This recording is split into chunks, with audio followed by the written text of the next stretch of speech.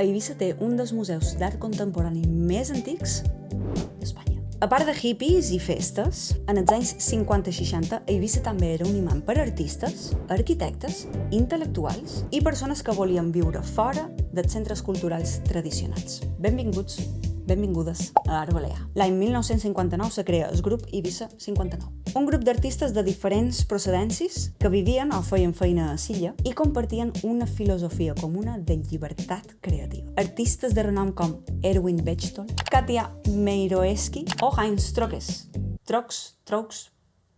Heinz, entre molts d'altres.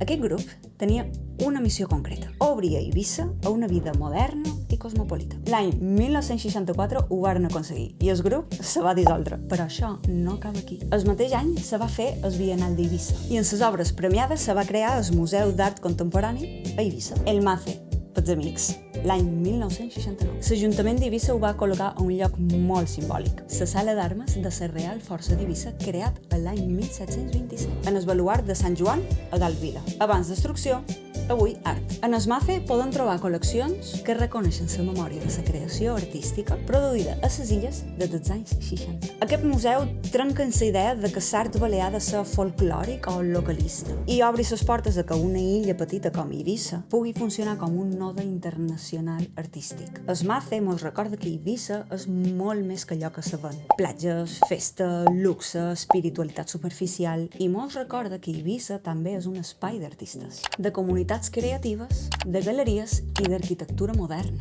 El problema és el de sempre. El mateix relat que xerra d'Eivissa com un lloc lliure, bohemi i creatiu és absorbit per un mercat turístic. Però això és una altra història. Coneixies el MACE? Sabies que va ser un dels primers d'Espanya? L'has visitat? Com sempre, vos llegim. Au, una forta ferrada.